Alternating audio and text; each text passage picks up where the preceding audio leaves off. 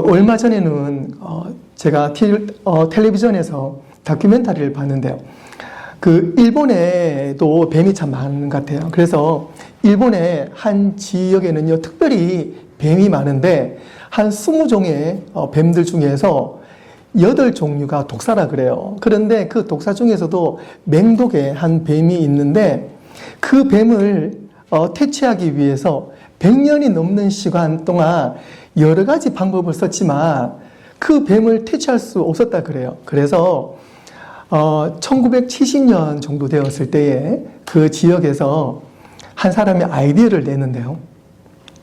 뱀을 잡는 동물이 있다더라라는 이야기를 듣고 찾아보니까 인도에 몽구스라는 쥐처럼 생긴 이 동물이 있는데 그 몽구스라는 이 동물은 특별히 뱀을 잘 잡아 먹더라. 그래서 우리가 이 몽구스를 들이자라고 그 동네에서 회의를 해가지고 여러 종류의 몽구스 중에 가장 빠르고 그리고 가장 못된 그런 몽구스를, 인도 몽구스를 데려오게 된 거예요. 그래서 이분들이 기대감을 가지고 우리가 이제 위험한 독사에게서 좀 살 수 있겠다라는 희망을 가지고 있었는데, 그래서 얼마 전에 EBS 다큐멘터리 팀에서 가서 알아본 거죠. 알아봤는데 결론이 어떻게 났을까요? 독사들이 사라졌을까요? 많이 사라졌을까요? 아니면 여전히 그대로 있을까요? 아니면 더 늘어났을까요? 정답은요, 뱀이 사라지지 않았습니다. 그리고 그 뱀이 수요가 줄어들었다, 그것도 아니에요. 전혀 그 뱀들의 생식의 어떤 분포도라 해야 될까요? 전혀 변함이 없는 거죠. 없는 거고, 되려 그 토종 동물들이 사라져버린 거예요.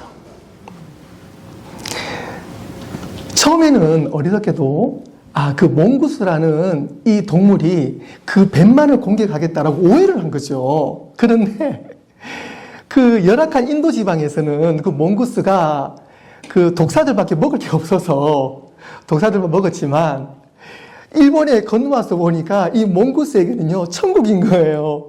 굳이 위험을 감수하면서까지 이 뱀을 먹을 이유가 없는 거예요. 그래서 뱀은 전혀 건드리질 않고 그 지역에 있는 쥐라든지 아니면은 다람쥐라든지 새라든지 그냥 그 토종 일본의 그 지역에 있는 그 동물들만 사라지고, 또 민가에 있는 닭들이라든지 어떤 그런 부분이 되려 해를 끼치면서 몽구스만 수가 더 늘어나 버린 거예요. 그래서 이제는 그 독사 플러스 몽구스까지 함께 퇴치해야 되는 그런 이중고를 겪고 있다라는 그 다큐멘터리를 보게 되었습니다. 성도 여러분, 저와 여러분들의 인생 가운데 그 맹독 같은 그 뱀들이 내 주변에 많이 있지 않습니까?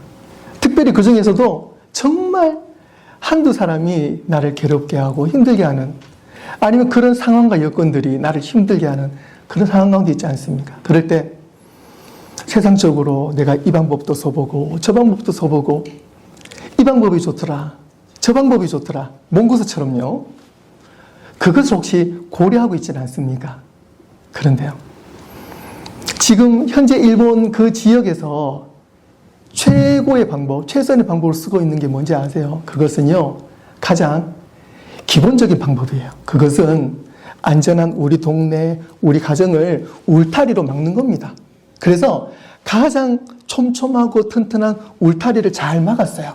그래서 울타리가 쳐져 있는 지역 안으로는 뱀이 침투하지 못합니다. 그리고 울타리 밖에는 덫을 놔서 뱀이 와서 그 덫에 들어갈 수 있도록 그 정도로만 조치를 하고, 우리 지역에는 딱 펜스를 튼튼하게 쳐놓는 거예요. 그 방법이 가장 최고의 방법이라는 것을 알게 된 거죠. 즉, 저와 여러분 가운데 내가 이런 어려움 가운데에 내가 이런 몽구스를 쓰고 싶다, 이런 방법을 쓰고 싶다 생각이 들겠지만, 제가 이 시간에 여러분들에게 확실한 방법을 알려드립니다. 그것은 말씀의 벽입니다. 말씀의 벽입니다. 예수 그리스도의 말씀의 벽을 여러분들 삶 가운데 꼭 치시길 바라요. 말씀이 우리 가운데 우리를 지키시길 바라요. 그럴 때에 그 어떠한 독사도 우리를 해할 수가 없습니다. 할렐루야. 아멘. 오늘 그 믿음 가지고 오늘 말씀 듣기를 원합니다. 사랑하는 성도 여러분, 추수감사주일에 우리 함께 예배 드릴 수 있음이 얼마나 감사하고 은혜인지 모릅니다. 지난주 우리는 사도행전 20장을 통해서 유두고라는 청년의 이야기를 들었습니다. 유두고라는 청년은 3층 높이에서 그 말씀을 함께 듣고 있다가 피곤에 짓눌려 도저히 몸을 가눌 수 없는 상황에 그만 3층 높이에서 떨어지고 말았어요. 그럴 때 사람들이 청년이 죽었다라고 말할 때 사도 바울은 내려와서 오늘 말씀처럼 생명이 그에게 있다라고 선포합니다. 그때 그 분위기는요, 밤이 가장 깊은 깜깜한 밤이었지만 그 깜깜한 밤에 생명의 말씀, 초들도 많았지만 중요한 것은 그 깜깜한 밤에 하나님의 생명의 말씀이 빛났다는 것입니다. 그리고 떨어진 유두고가 떨어진 그 자리에 사람이 죽었다라고 했을 때 그 자리에 하나님의 생명이 시작되었다는 사실입니다. 오늘 그 생명의 시작이 오늘 이곳에서 일어날 줄로 믿습니다. 추수감사주일의 감사는 잘 되었기 때문에 감사합니다가 아니고요. 우리가 넘어졌지만 쓰러졌지만 포기하지 않으시는 하나님의 은혜로 인해서 감사합니다라는 그 고백이 오늘 우리의 고백인 줄로 믿습니다. 우리가 넘어져도 주님은 그곳에 내려오시고 우리가 흔들려도 주님은 우리를 붙잡아 주시고 우리가 떨어졌던 자리에도 하나님의 생명은 여전히 남아있음을 믿습니다. 오늘 감사주일을 맞아 떨어진 자리에서 다시 살아난 자리로 우리가 함께 은혜를 나누고자 합니다. 먼저 첫 번째로 하나님은 죽은 것처럼 보이는 자리에서 생명을 다시 시작합니다. 오늘 읽은 본문 말씀 10절 말씀 한 번 더 보시면 바울이 내려가서 그 위에 엎드려 그 몸을 안고 말하되 떠들지 말라 생명이 그에게 있다 라고 말합니다. 사람들이 보기에는 유두고가 죽었다고 생각했습니다. 하지만 바울은 말합니다. 그에게 생명이 있다. 이 말은 현실을 부정하는 말이 아닙니다.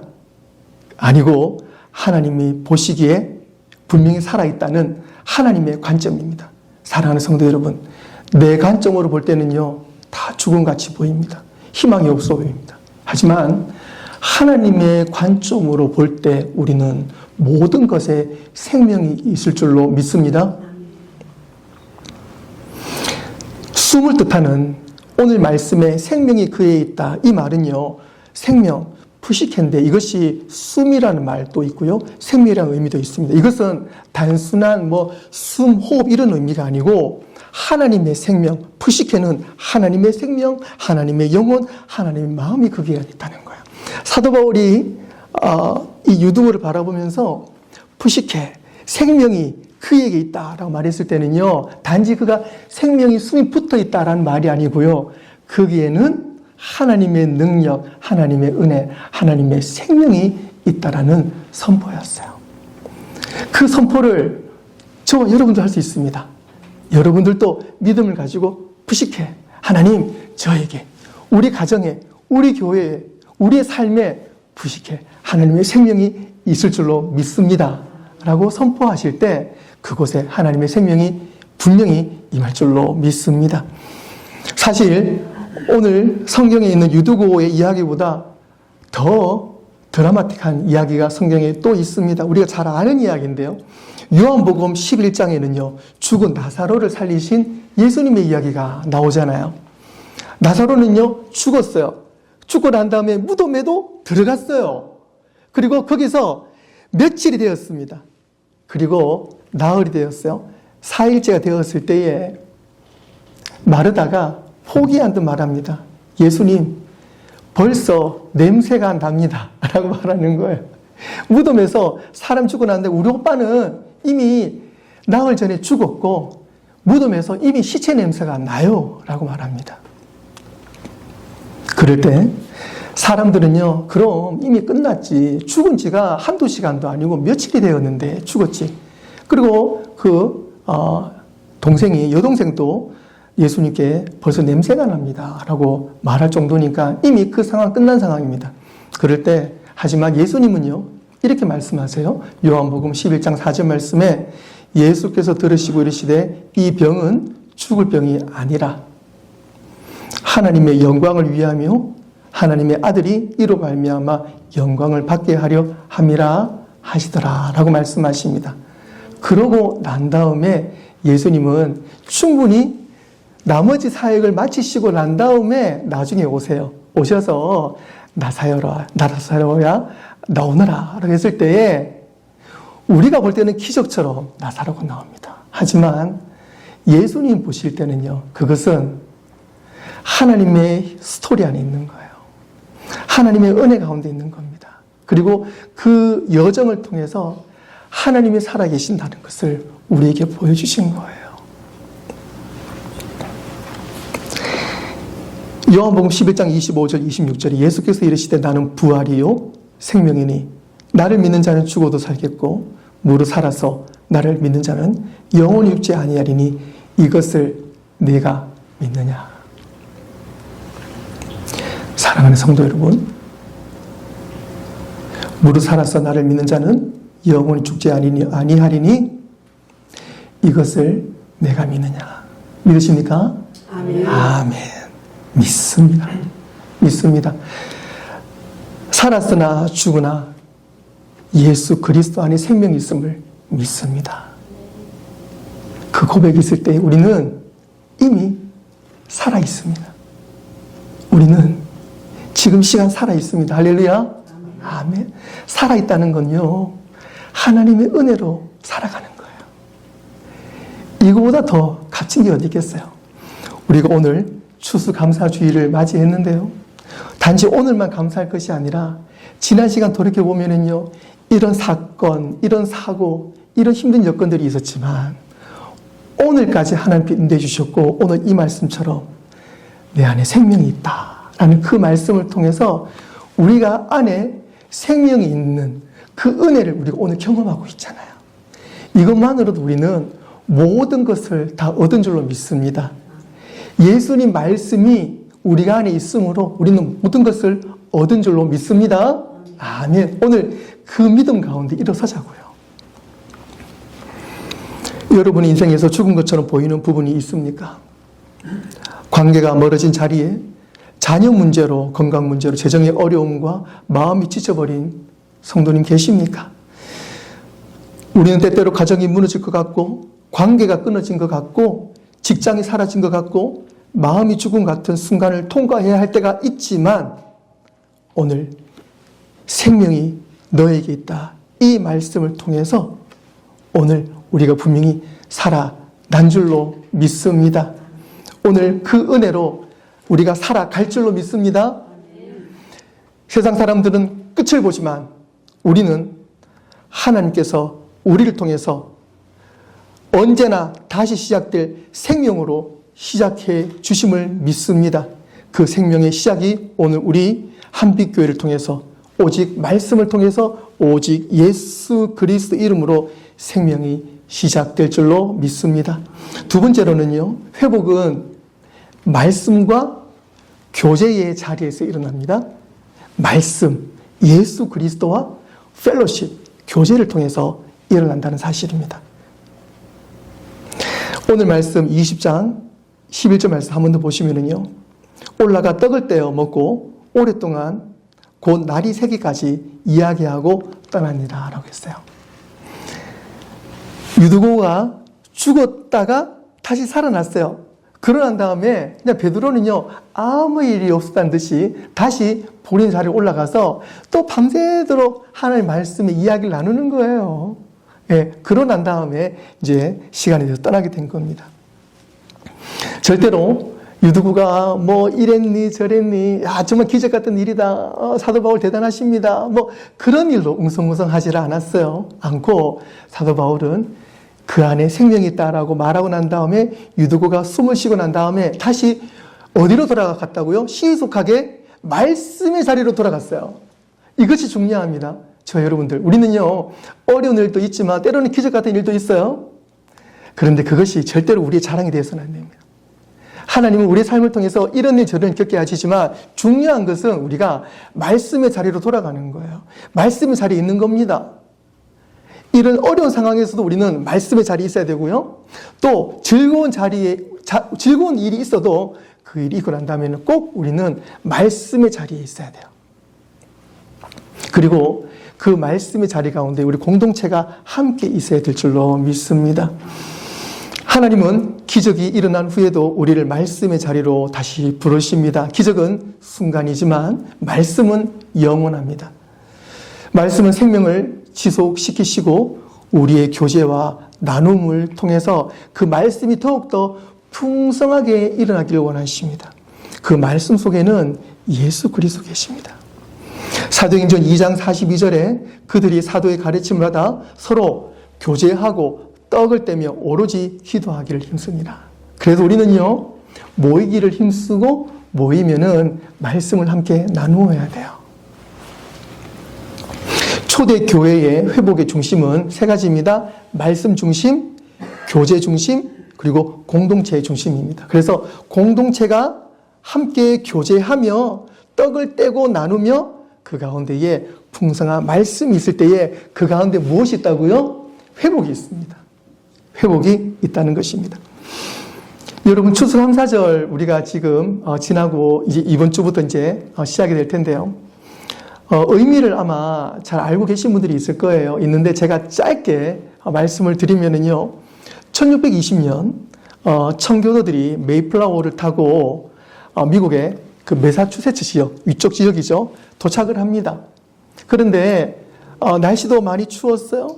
그리고 와서 새로운 환경에서 전염병이 돕니다. 그래서 메이플라워 타워에 있던 사람뿐만 아니고 그 일대에 있던 그 인디언들까지도 많은 사람들이 전염병과 추위로 그 혹독한 겨울을 지나게 되는 거예요. 그리고 많은 사람들이 또 생명을 잃습니다. 그러고 난 다음에 1년의 시간이 지나요. 그런데 이 메이플라워를 탔던 사람들이 그 원주민의 도움을 받아서 그곳에서 경작을 하게 됩니다. 경작을 해서 이제 수확을 얻게 되는 거죠. 그래서 우리가 땡스기빙이 되면 칠면조라든지 이제 옥수수라든지 여러 가지 음식을 서로 나누잖아요.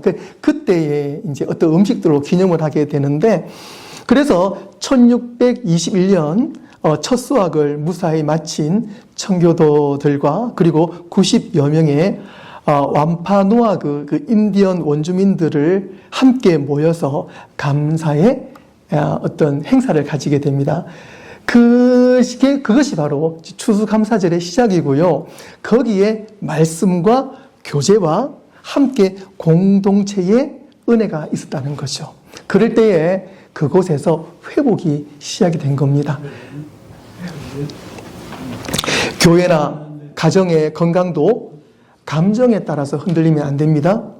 말씀의 지속성에서 순간에 그 감정보다 매일의 순종이 더욱더 필요합니다. 회복은 감정이 만드는 것이 아닙니다. 회복은 말씀과 예배를 통해서 우리의 회복이 시작이 된다는 것입니다. 한 해를 마무리하는 시점이죠. 아무리 힘들었어도 말씀의 자리에 나오셔서 온전한 회복을 경험하시기를 바랍니다. 말씀이 있는 자리, 사랑이 있고 또 나눔이 있는 공동체를 통해서 우리는 어떤 어려움도 함께 이겨낼 줄로 믿습니다. 마지막 세 번째로는요, 한 사람의 회복은 그 사람으로 끝나는 것이 아니라 공동체 전체의 위로가 됩니다. 한 사람의 회복됨으로 인해서 모두가 함께 은혜를 받는 거예요. 오늘 읽은 마지막 20장 12절 말씀 함께 보시면은요, 사람들이 살아난 청년을 데리고 와서 적지 않게 위로를 받았더라. 이 부분 한번 기억해 보세요. 보세요. 적지 않게 위로를 받았더라. 그냥 위로받은 것이 아니에요. 적지 않게 위로를 받았더라. 이 적지 않게라는 한글 이 말이지만 원문으로 좀 들어가 보면은요, 매우 크게 정말 깊이 있게 은혜를 받았다.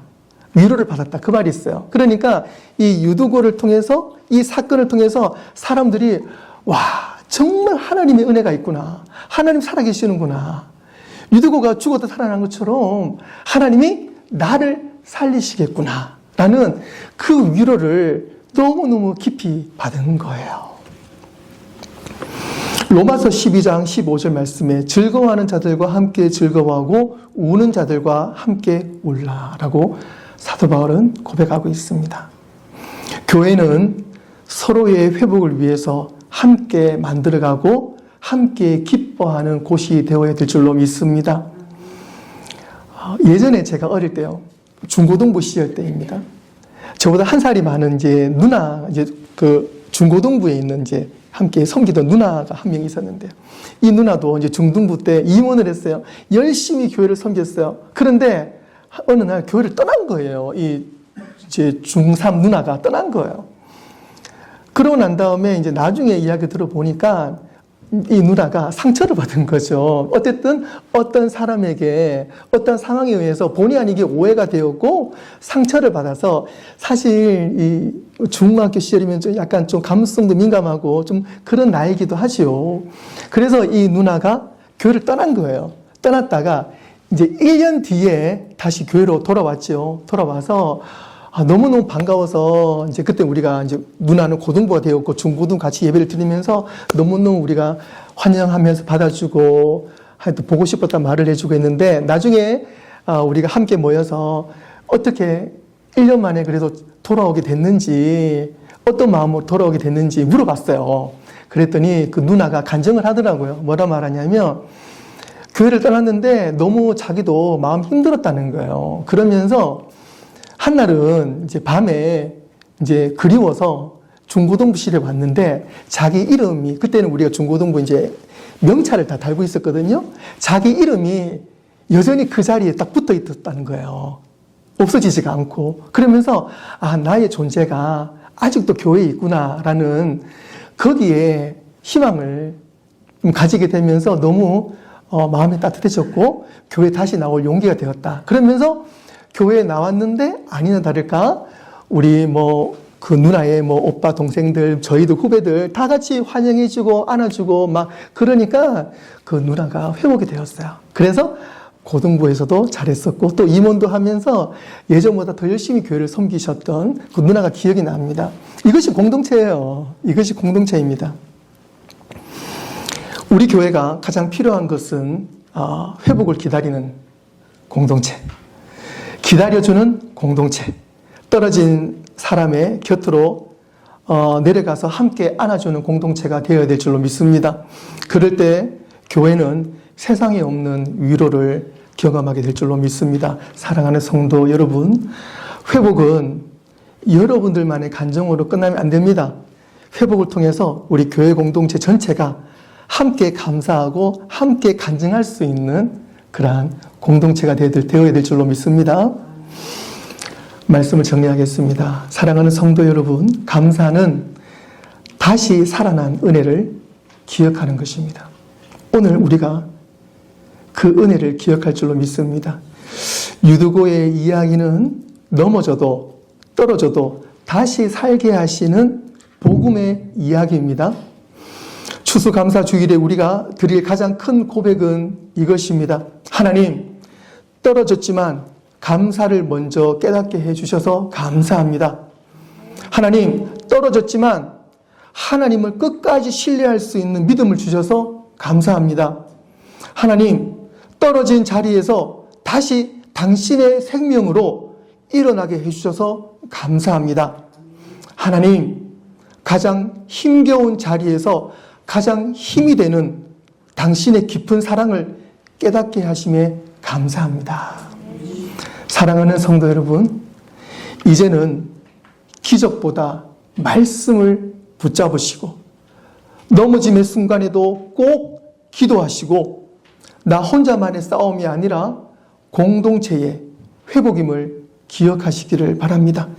오늘 감사의 예배가 새로운 회복의 시작이 되어지기를 축원합니다. 그리고 오늘 가정마다 선포되기를 원합니다. 저를 한번 따라 하시겠습니다. 우리 집에도 생명이 있다. 우리 집에도 생명이 있다. 우리 자녀에게도 생명이 있다. 우리 자녀에게도 생명이 있다. 내 안에도 내 안에도 다시 살아날 생명이 있다. 다시 살아날 생명이 있다. 오직 예수 그리스도만이 오직 예수 그리스도만이 나의 생명이다. 나의 생명이다. 할렐루야. 아멘. 올 한 해 우리 모두의 삶에 하나님의 말씀, 생명이 그에게 있다. 생명이 우리에게 있다. 라는 그 말씀이 떠나지 않기를 축원합니다. 우리의 삶도, 우리의 가정도, 우리 교회도, 우리 공동체도 예수 그리스도 안에서 다시 살아날 줄로 믿습니다.